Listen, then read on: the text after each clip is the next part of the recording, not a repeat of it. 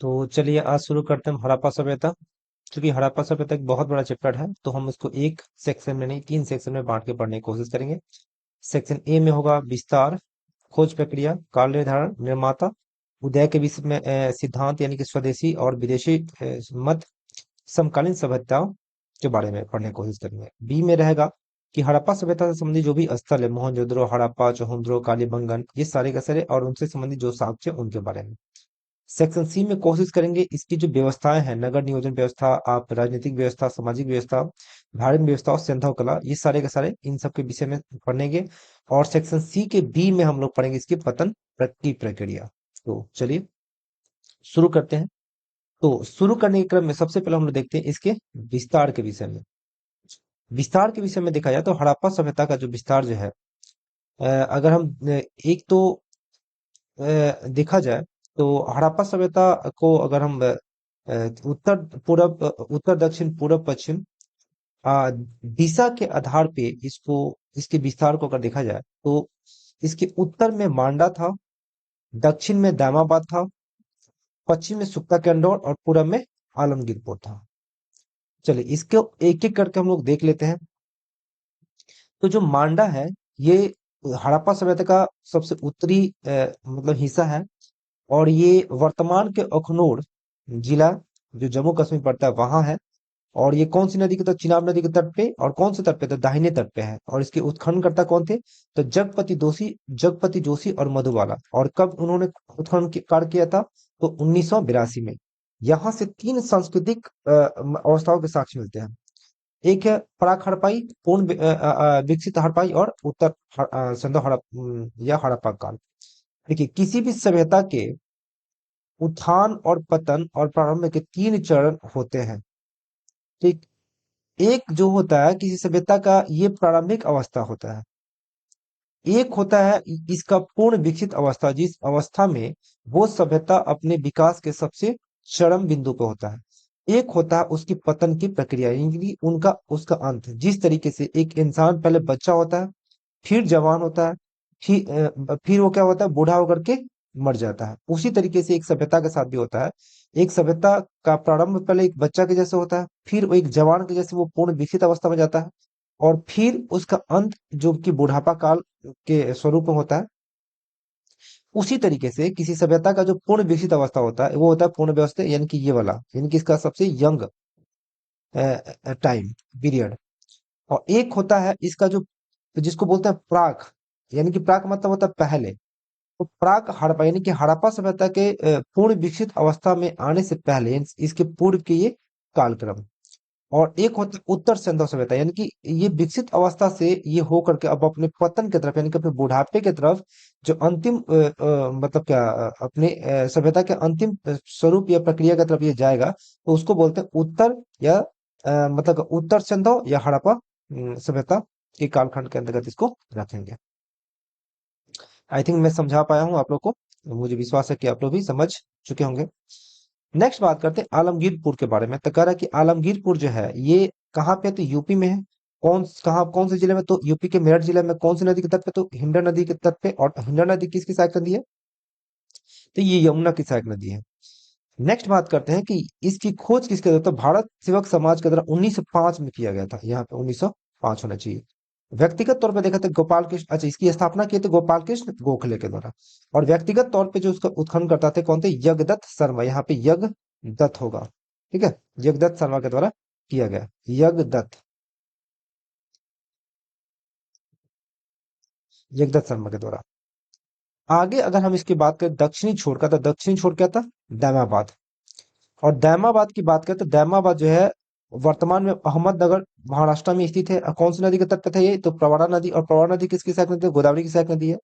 और बात अब इसकी खोज की जाए तो खोज के में जो पहले प्रयास किए थे वो थे बीपी बोपरदीकर के द्वारा खोज किया गया था। और अन्य व्यक्तियों की बात की जाए जिनका संबंध एएसआई यानी कि आर्कियोलॉजिकल सर्वे ऑफ इंडिया से था, उनमें थे M N Desh Pandey, S R Roy, S L Sali. ये तीन व्यक्ति थे जो व्यक्तिगत मतलब क्या, जिनका उत्खनन कार्य भी किया था। और इनका संबंध एएसआई से, आर्कियोलॉजिकल सर्वे ऑफ इंडिया से भी था। नेक्स्ट बात करते हैं सुख्ता कैंडोर, जो कि इसकी पश्चिमी छोर है। तो सुख्ता कैंडोर कहाँ पे स्थित है? तो ये वर्तमान में बलूचिस्तान प्रांत पाकिस्तान में स्थित है। कौन सी नदी के तट पे? तो दसक नदी के तट पे स्थित है। और साथ ही साथ इसका जो जुड़ाव है मकरान तट यानी कि समुद्र तट से भी है। ठीक है।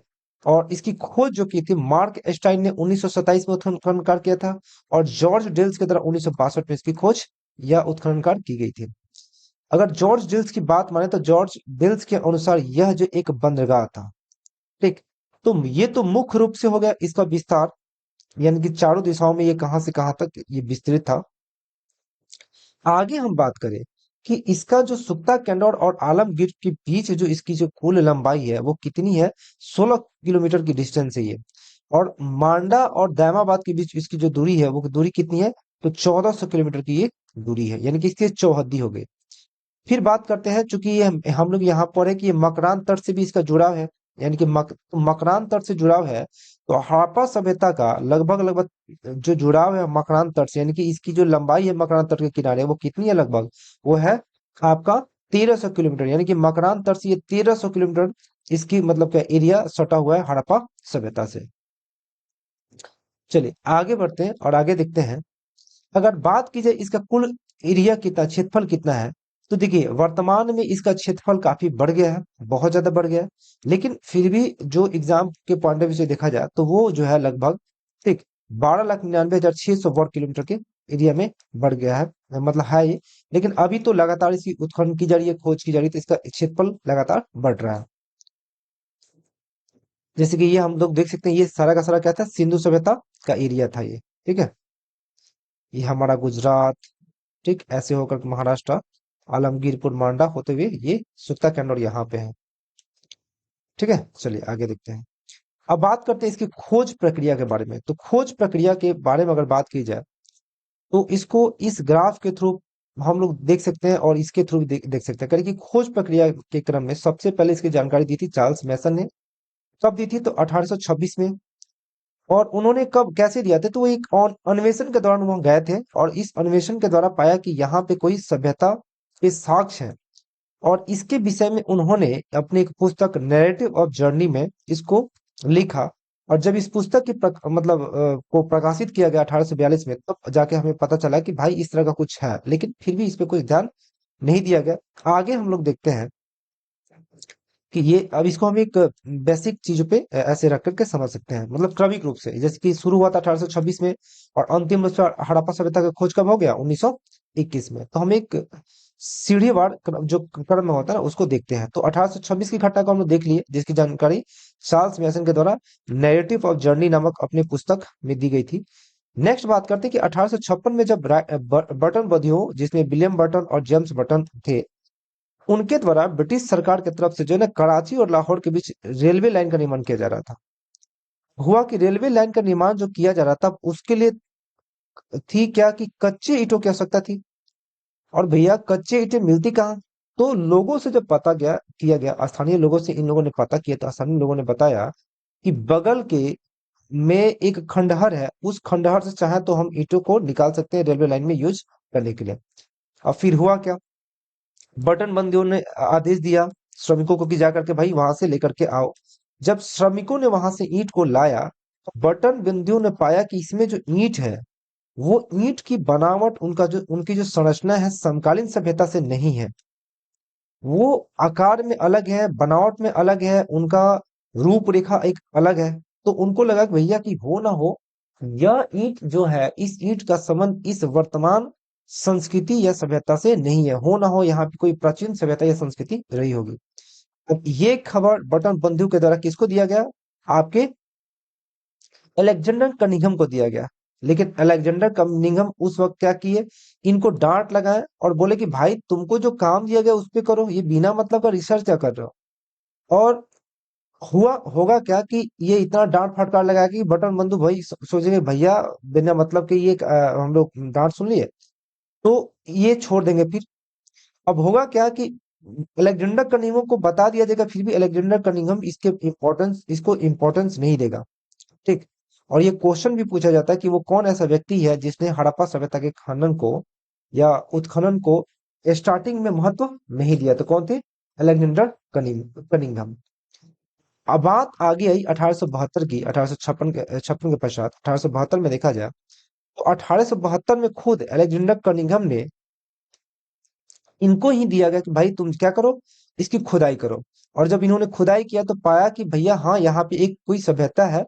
और खुदाई करके इन्होंने इस सभ्यता का जो कालक्रम जो रखा वो कितना तय किया, 1000 वर्ष पुराना इन्होंने बताया। फिर बात आगे बढ़ी और 1912 का कालखंड आया, और 1912 में जेएस फ्रीड के द्वारा भी इस पे उत्खनन कार्य किया गया, लेकिन पूर्णतः ये सभ्यता की अस्पष्टता मतलब क्या नहीं दे पाई गई कि ये क्या है क्या नहीं है।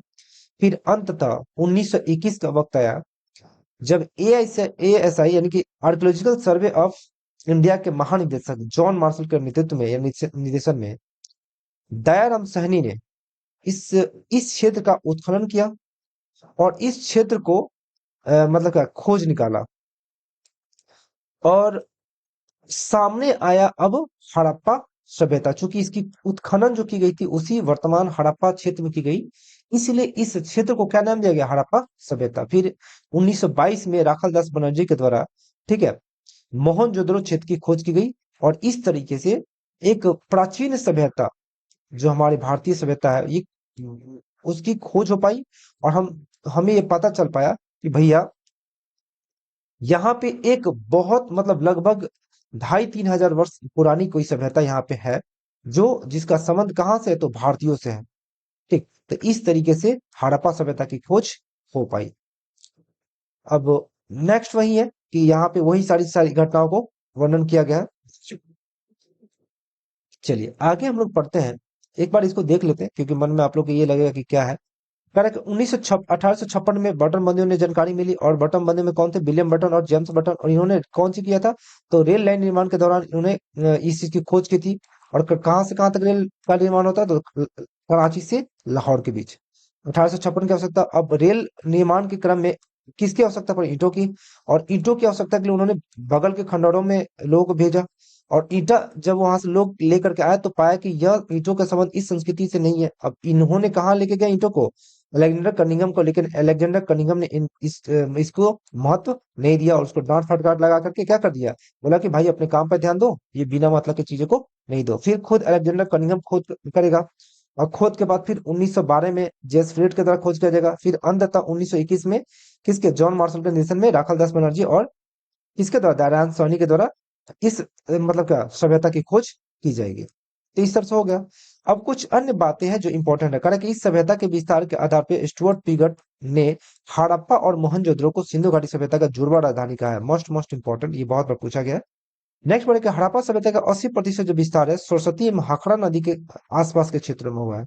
क्योंकि सरस्वती एक विलुप्त हो चुकी नदी है, लेकिन उस वक्त अभी वर्तमान में जो साक्ष्य मिला, इस साक्ष्य से पता चलता है कि इसका जो 80% जो विस्तार है किस नदी के आसपास है, सरस्वती नदी के आसपास है।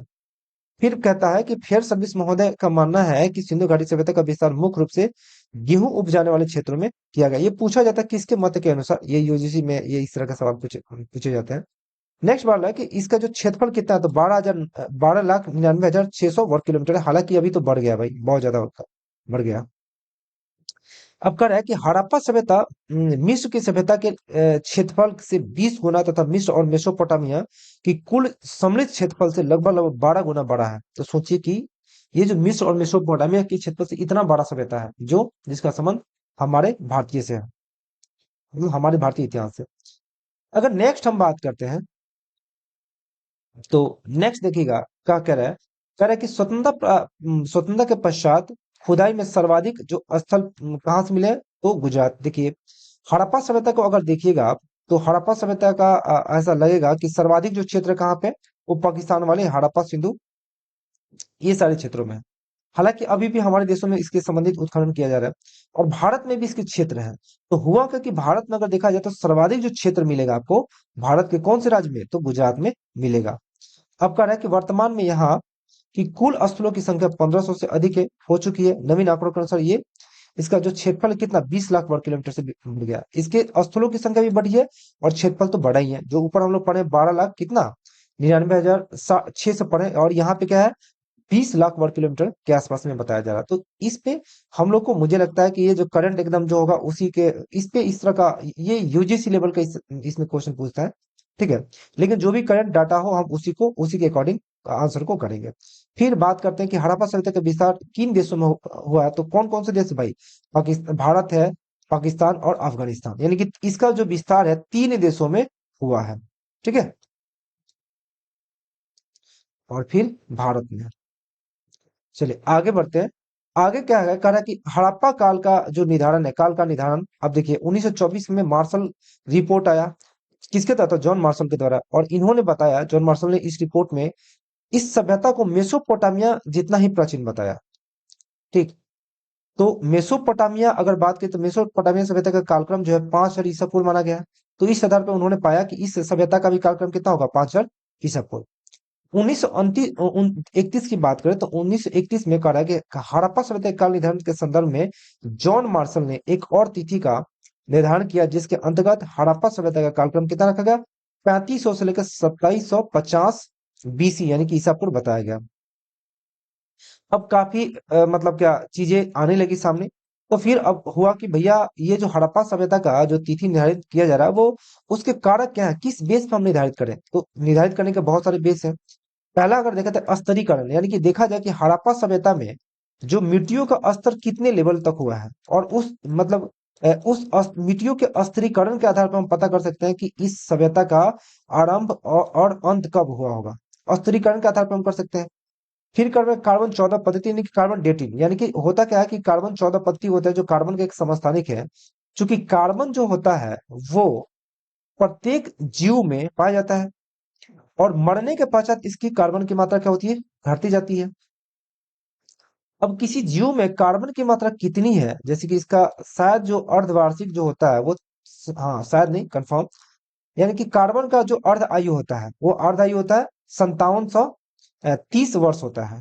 अब मान लीजिए कि कोई जीव मरा, तो उसमें जितने कार्बन की मात्रा होगी, अगर इतना हो रही तो हम पता करेंगे भैया कितना वर्ष है इसका मरे हुए, इसका डेटिंग कितना है, यानी कि आज से कितना साल पहले मर चुका है ये तो 5730 वर्ष पहले ये मर चुका है। इस तरीके से इस आधार पर हम लोग निकालते हैं।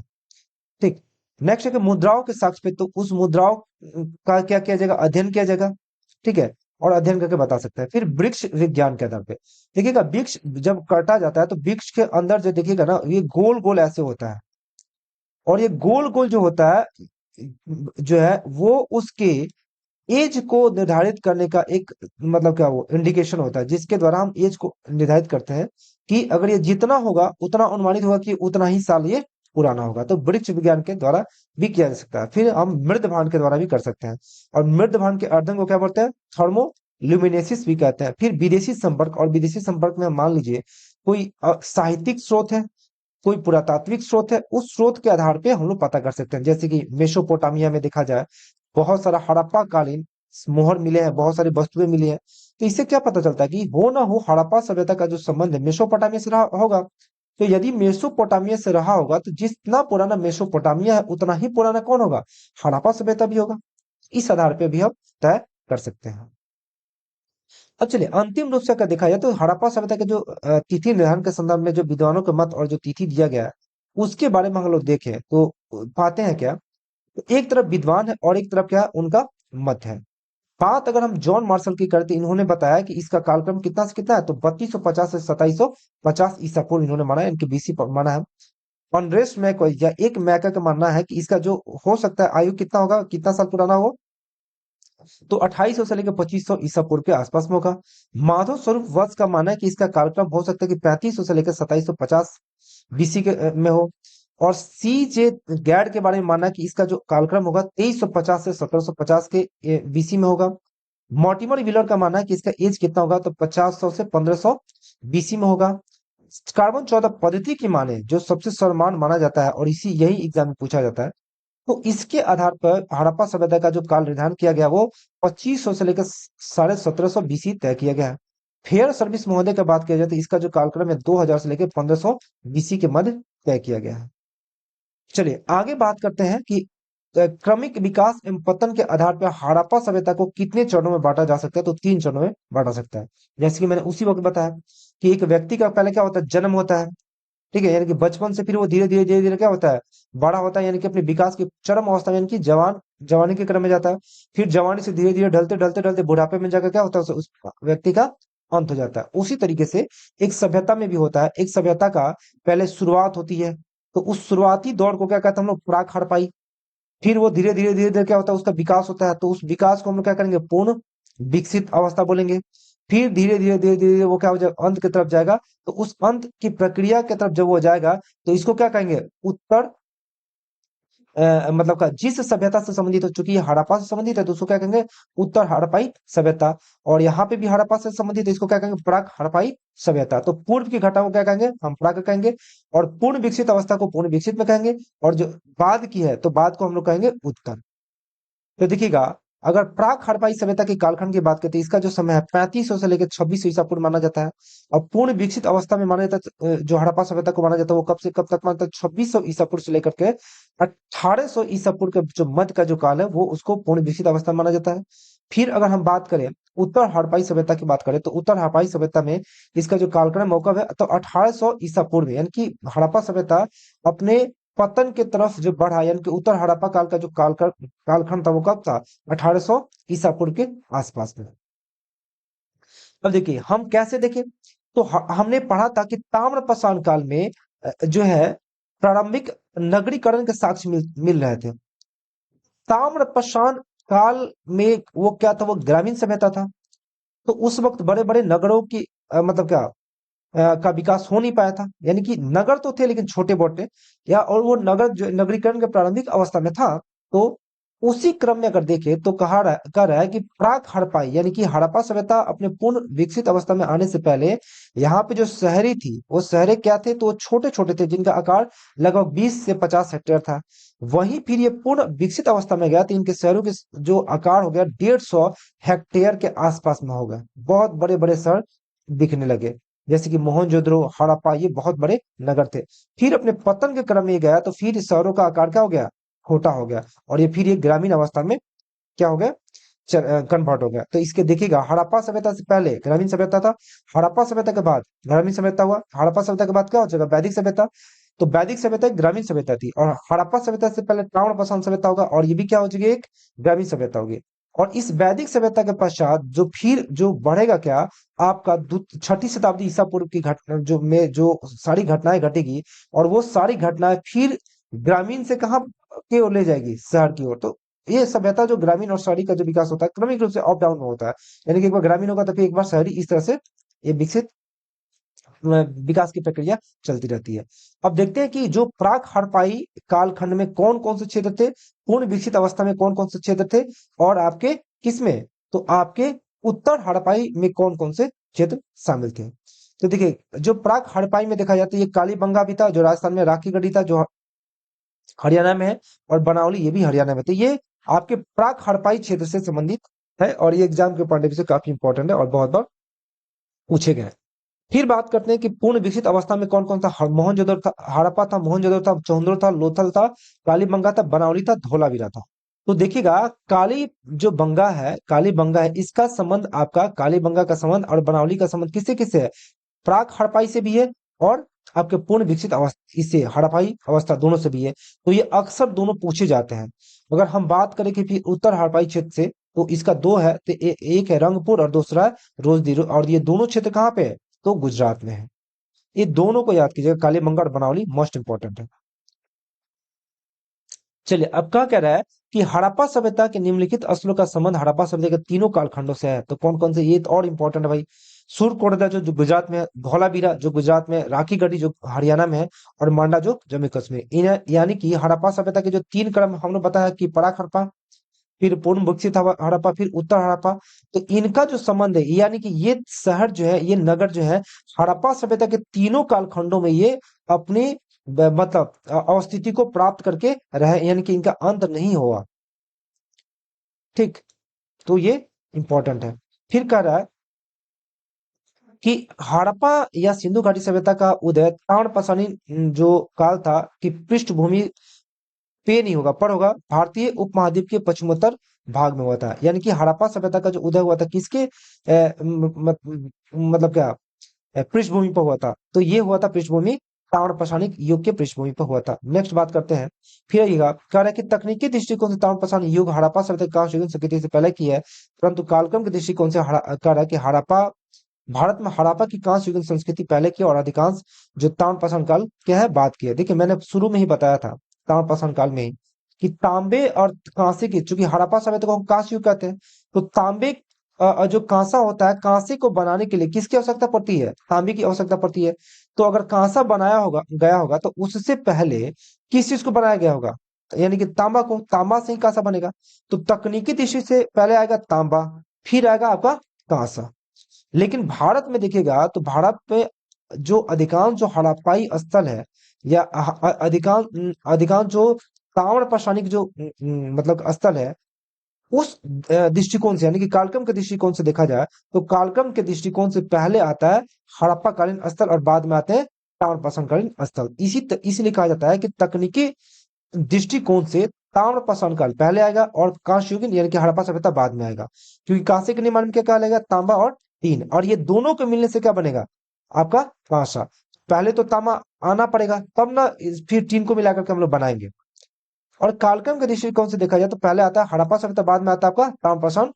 देखिए कह रहा है कि अधिकांश ताम्रपाषाण कालीन स्थल हड़प्पा के बात करते हैं। अधिकांश यानी कि ऐसा नहीं है कि पूरे के पूरे, अधिकांश। हम लोग कर देख लेते हैं, जैसे कि ताम्रपाषाण काल को हम लोग कब से कब तक मानते हैं? तो आपका मानते हैं कि 3500 से लेकर के 500 ईसा पूर्व को हम लोग ताम्रपाषाण काल का एज मानते हैं, क्रम मानते हैं या पीरियड मानते हैं। चूंकि ये वैश्विक स्तर पे चीजों को इंडिकेट किया गया है, ठीक है। और हड़प्पा सभ्यता की बात करें तो हड़प्पा सभ्यता का जो कालखंड है, हड़प्पा सभ्यता का, वो 2500 से लेकर 1750 का के बीच माना गया है। तो जो भारत में अगर बात करें तो भारत में अधिकांश जो ताम्रपाषाण काल जो स्थल है वो इसके बाद स्टार्ट होता है। भारत में किसके बाद? यानी कि हड़प्पा के बाद यहाँ पे स्टार्ट हुआ है। लेकिन अगर हम भारत की बात करें तो यहाँ से हड़प्पा सभ्यता का अधिकांश स्थलों की मतलब क्या उदय होता है। और ये जब यहाँ होगा तो कालक्रम के दृष्टिकोण से पहले कौन आ रहा है? हड़प्पा आ रहा है। फिर बाद में कौन आ रहा है? आपका ताम्रपाषाण कालीन युग आ रहा है। नेक्स्ट बात करते हैं कि कह रहा है कि उपयुक्त कथनों के आधार पे हम ये कह सकते हैं कि भारत में जो अधिकांश ताम्रपाषाण युगीन संस्कृति है वो हड़प्पा सभ्यता के बाद के है। एकदम मोस्ट इंपॉर्टेंट, ये बहुत बार पूछा गया, यूपीएससी में भी क्वेश्चन पूछा गया। अब नेक्स्ट बात करें कि हड़प्पा सभ्यता का नामकरण से संबंधित, यानी कि हड़प्पा सभ्यता को कौन कौन से नाम से जाना जाता है? तो हड़प्पा सभ्यता, सिंधु सभ्यता, सिंधु सरस्वती सभ्यता, कांस्य युगीन सभ्यता, नगरीय, प्रथम नगरीय क्रांति सभ्यता। तो सिंधु सभ्यता का किसने कहा था? तो जॉन मार्शल ने। और प्रथम नगरीय जो किसने कहा था? तो गॉर्डन चाइल्ड ने कहा था। और गॉर्डन चाइल्ड ने ही आगे चल करके 6ठी शताब्दी ईसा पूर्व में जो विकास की प्रक्रिया होगी, उस विकास प्रक्रिया को देखते हुए इसी के द्वारा ही, गॉर्डन चाइल्ड के द्वारा ही 6ठी शताब्दी ईसा पूर्व को भी द्वितीय नगरीय क्रांति की संज्ञा दी जाएगी। और इसे भी यहाँ पे भी प्रथम नगरीय क्रांति की संज्ञा दी गई है। नेक्स्ट बात करते हैं हड़प्पा सभ्यता का। तो कह रहे हैं कि सर्वाधिक उपयुक्त नाम है क्योंकि सबसे पहले 1921 में हड़प्पा की खोज दयाराम साहनी के द्वारा यहीं से की गई थी। तो भाई सही है। वो सभ्यता का नामकरण कैसे होता है? तो किसी स्थल का नाम नदी के नाम पे या सर्वाधिक पाए जाने वाली वस्तुओं के आधार पर। सिंधु सभ्यता का सर्वाधिक उपयुक्त नाम नहीं है क्योंकि इस सभ्यता का विस्तार सिंधु नदी के अतिरिक्त अन्य क्षेत्रों में, जाहिर सी बात है भाई, जब इसका विस्तार सर्वाधिक इस क्षेत्र में नहीं हुआ तो फिर इसके नाम से कैसे जाना जाएगा? नेक्स्ट, हालांकि हड़प्पा सभ्यता का प्रारंभिक स्थल सिंधु घाटी सभ्यता के आसपास ही केंद्रित है, अतः इसे सिंधु घाटी सभ्यता भी कहा जा सकता है, लेकिन उपयुक्त नाम नहीं माना जा सकता है। नेक्स्ट बात करते हैं सिंधु सरस्वती सभ्यता। तो कह रहे कि सिंधु सभ्यता, अगर सिंधु सरस्वती सभ्यता अगर देखा जाए तो यहाँ पे इस क्षेत्र में इसकी कितनी बस्तियां मिली हैं? लगभग 40। और घग्गर और जो सरस्वती या हकरा नदी के आसपास में देखा जाए तो इसका 80% क्षेत्र पाया गया है। तो मान सकते हैं कि भैया हाँ, चूंकि सिंधु नदी का मतलब ये विलुप्त अवस्था में, तो फिर भी हम लोग मान सकते हैं क्योंकि सर्वाधिक विकास इसी नदी के आसपास हुआ है तो मान सकते हैं। अगर देखा जाए, करें कि सिंधु नदी है और एक हाकरा नदी है, तो हाकरा नदी में और सरस्वती नदी का देखा जाए तो इन दोनों के बीच में लगभग लगभग इसका विस्तार कितना है? तो 80% है। और यहाँ पे अगर बस्ती देखा जाए तो बस्ती के स्वरूप में देखा जाए तो यहाँ पे कितनी बस्ती है? लगभग 40 बस्तियां यहाँ पे मतलब क्या अवस्थित है। तो इस आधार पे भी हम लोग कह सकते हैं कि ये जो है कौन सा? तो सिंधु सरस्वती नदी सभ्यता भी मान सकते हैं। अब तकनीकी स्तर पर देखा जाए क्योंकि सर्वाधिक वस्तुएं जो है किस चीज से निर्मित है? कांस से निर्मित है, तो हम लोग ये भी कह सकते हैं कि ये कांस्य युगीन सभ्यता भी हो सकती है। कारण कि हड़प्पा वासियों ने पहली बार तांबे में टीन मिला के कांसा तैयार किया, अतः इसे कांस्य युगीन सभ्यता कह सकते हैं और कहा भी जाता है। फिर है प्रथम नगरीय सभ्यता। अब कह रहे हैं कि सिंधु घाटी सभ्यता को प्रथम नगरीय सभ्यता या क्रांति भी कहा जाता है, नगरीय क्रांति भी कहा जाता है, क्योंकि भारत में पहली बार बड़े नगरों का उदय इसी कालखंड में हुआ था। जैसे मोहनजोदड़ो हो गया, हड़प्पा हो गया, ये बड़े बड़े शहर थे। और भारत का प्रथम नगर जो था कौन था? नगरीय सभ्यता हड़प्पा सभ्यता था, और नगर था मोहनजोदड़ो। कह रहा है कि हड़प्पा सभ्यता को गॉर्डन चाइल्ड के द्वारा कहते प्रथम नगरीय सभ्यता का नाम दिया गया था। अब नेक्स्ट बोल रहा है कि सर्वप्रथम जॉन मार्शल ने हड़प्पा सभ्यता को सिंधु सभ्यता का नाम दिया था। चलिए ये हम लोग ऊपर पढ़ चुके हैं। अब देखिए ये यूपीएससी क्वेश्चन था कि हड़प्पा सभ्यता में सर्वाधिक उपयोग की जाने वाली धातु कौन सी है? तो इसमें था कांसा, तांबा, सोना और चांदी। भैया कांसा नहीं होगा। कांसा इसलिए नहीं होगा क्योंकि कांसा तो कुछ होता ही नहीं है। कांसा देखिए, तो इसमें कांसा को बनाने के लिए क्या होता है? तांबा होता है, टीन होता है। और इसमें 98% लगभग लगभग क्या होता है? तांबा होता है। तो सर्वाधिक कौन से धातु का प्रयोग होगा? तांबा का होगा। अब सिंधु सभ्यता के निर्माता के बारे में बात करते हैं कि कौन थे सिंधु सभ्यता के निर्माता। तो सिंधु सभ्यता के निर्माता कह रहे हैं कि शारीरिक बनावट के आधार पर मोहनजोदड़ो से प्राप्त नर कंकालों के अध्ययन से वहां के मानव जाति को कितने भागों में? 4 भागों में बांटा जा सकता है। यानी कि वहां पे जो नर कंकाल मिले हैं, जाहिर सी बात है नर कंकाल उन्हीं के मिलेंगे जो वहां पे रहे होंगे। तो उन नर कंकालों में कौन कौन से? तो आद प्रोटो ऑस्ट्रलाइड है, फिर भूमध्य सागरीय है, फिर मंगोलाइड या आद नार्डिक है, फिर अल्पाइन है। यानी कि इन 4 मतलब क्या जातियों का वहां पे नरकंकाल पाया गया है। और जिस आधार पे माना जाता है कि हो ना हो इन्हीं चारों में से किसी एक के द्वारा हड़प्पा सभ्यता का निर्माण किया गया होगा। अब इसको हम आगे देखते हैं। कारण कि सिंधु घाटी सभ्यता से जुड़े विद्वानों के मत निर्माता से संबंध है। कौन विद्वान क्या क्या कहते हैं? जैसे कि लक्ष्मण स्वरूप और रामचंद्र का मानना है कि इस सभ्यता के निर्माता कौन थे? आर्य थे। गॉर्डन चाइल्ड का मानना है कि सभ्यता के निर्माता सुमेरियन थे। राखाल दास बनर्जी का मानना है कि इस सभ्यता के निर्माता द्रविड़ थे। मॉर्टिमर व्हीलर का मानना है कि इस सभ्यता का जो निर्माता कौन थे? दास और दास थे। अब बात करते हैं हड़प्पा सभ्यता के उद्भव के विषय में। जो मत है कि भाई ये इसके निर्माता कौन थे, क्या ये स्वदेशी थे या विदेशी थे? इस हड़प्पा सभ्यता के उद्भव को लेकर के दो विद्वानों का जो मत है, दो भागों में बटा हुआ है। एक स्वदेशी मत है, एक विदेशी मत है। अगर विदेशी उद्भव के संबंध में अगर विद्वानों की राय देखें तो कौन कौन से इस पक्ष में? तो जॉन मार्शल है, मॉर्टिमर व्हीलर है, गॉर्डन चाइल्ड है, क्लेमेंट और डीडी कौशाम्बी है। अगर स्वदेशी मत में देखें तो अमलानंद घोष है। सोती संस्कृति से इनका मानना है कि सोती संस्कृति जो ताम्र युगीन एक संस्कृति है, उसी से हड़प्पा सभ्यता की मतलब क्या उत्पत्ति हुई है। फेयर सर्विस महोदय का मानना है कि ये नहीं, स्वदेशी स्तर पे ही इसका मतलब क्या उद्भव हुआ है। ऐसा रॉय का मानना है कि नहीं, हड़प्पा सभ्यता का जो निर्माता थे यहीं के लोग थे। डीपी अग्रवाल का भी यही मानना है, ओलिचन का भी यही मानना है। ये सारे के सारे स्वदेशी मत के पक्षधर है। अब बात है कि विदेशी मत और स्वदेशी जो मत दिया गया, किस आधार पे? कुछ ना कुछ बेस तो होगा इनके पीछे कि हाँ भाई इस बेस पे हम दे रहे हैं। विदेशी मत जो उद्भव के जो आधार है, उनका मानना है कि इसके तहत क्या है कि सभ्यता का उदय विदेशी लोगों के द्वारा हुआ है। तो किस आधार पर मानेंगे भैया? तो मेसोपोटामिया के सुमेरियन सभ्यता से इसका मानना है कि हो ना हो सुमेरियन सभ्यता के द्वारा इस सुमेरियन के द्वारा इस सभ्यता का क्या किया गया? उदय किया गया या आधारशिला रखी गई होगी। वहीं अगर हम बात करें, एक सेकंड भाई लोग, लैपटॉप का बैटरी डिस्चार्ज हो गया।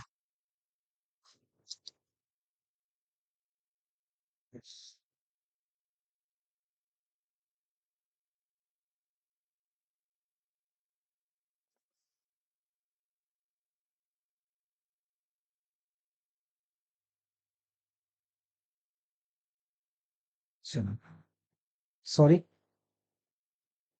अब देखिए नेक्स्ट हम लोग देखते हैं। नेक्स्ट देखा जाए कि भैया स्वदेशी मत में क्या है। तो स्वदेशी मत का जो है आधार है क्या है? वो कह रहा है कि हड़प्पा सभ्यता का जो उदय है स्थानीय लोगों के द्वारा हुआ था। इन लोगों का मानना है। स्थानीय में कौन कहते हैं? ईरानी थे, बलूच थे, हो सकते हैं सिंध संस्कृति में, जैसे कि आमरी संस्कृति, सोती संस्कृति खोल दीजिए। जैसे कि मोहनजोदड़ो मूवी है, उस मोहनजोदड़ो मूवी में देखिएगा, ऋतिक रोशन जिस गांव से आता है उस गांव का नाम है होता है आमरी। तो कहीं ना कहीं चूंकि ऐतिहासिक जो भी मूवी बनते हैं, उनका जो रेफरेंस होता है, वो रेफरेंस कहीं ना कहीं क्या होता है, काफी स्टडी के पश्चात वो फिर मतलब क्या शोध के मतलब जो भी स्रोत होते हैं उस स्रोतों को बेस बना करके मूवी बनाया जाता है। तो इस आधार पे हम भी मान सकते हैं कि भैया नहीं, ये हड़प्पा सभ्यता का जो उदय हुआ था स्थानीय लोग के द्वारा ही किया गया था। कह रहे कि हड़प्पा सभ्यता के उद्भव से संबंधित जो विदेशी मत का जो खंडन किया गया, किस आधार पर हम लोग ये बोलते हैं कि भैया नहीं, इस सभ्यता का जो उद्भव वो विदेशी के द्वारा नहीं, देशियों के द्वारा हुआ था। देखिए इसमें हम समझ सकते हैं, एक तरफ लिखते हैं हम सिंधु सभ्यता को, और एक तरफ मेसोपोटामिया का, जो बार बार कहा जा रहा है कि नहीं भैया मेसोपोटामिया के लोग के द्वारा यहाँ पे इस सभ्यता का निर्माण किया गया था। तो हम इसका खंडन करते हैं कि नहीं, ऐसा कोई ऐसी बात नहीं है। अब इसमें देखिएगा तो कह रहा है कि सिंधु घाटी सभ्यता की अगर बात किया जाए और इसकी बात किया जाए तो अगर नगर नियोजन प्रणाली की बात की जाए तो सिंधु घाटी सभ्यता को ग्रिड प्रणाली पर आधारित व्यवस्थित किया गया था, और ये बेतरतीब यानी कि अव्यवस्थित रूप में था। यानी कि सिंधु घाटी सभ्यता के जो सड़कें थे ना, आपस में एकदम जाल के मतलब जाल नुमा थे, यानी कि जिसको बोलते हैं ना कि हर एक सड़क एक दूसरे को कितने 90 डिग्री पर काटता था, समकोण। लेकिन यहाँ पे देखे तो ये ना कोई सड़क का बनावट है ना कुछ है, जहां से मन किया वहां से ये सड़क निकल गया, जहां से मन किया वहां से घूम गया। तो अगर इन दोनों के द्वारा, एक ही व्यक्ति के द्वारा बनाया गया होगा तो इसको इतना व्यवस्थित बनाया गया तो इसको भी अच्छा से बनाया गया होगा, लेकिन ऐसा कुछ नहीं है। तो इस आधार पर हम लोग मान सकते कि नहीं भैया, इन दोनों के निर्माता अलग अलग थे। मकान का अगर निर्माण किया जाए तो यहाँ पे हड़प्पा सभ्यता में प्राय पक्की ईंटों से मकान निर्मित है। वहीं अगर मेसोपोटामिया में देखा जाए तो मकान बनाने के लिए कच्चे ईंटों का प्रयोग किया गया। जल निकासी प्रणाली की बात करते हैं, यहाँ अत्यंत उन्नत अवस्था का जल निकासी प्रणाली था, लेकिन मेसोपोटामिया में इसका अभाव था।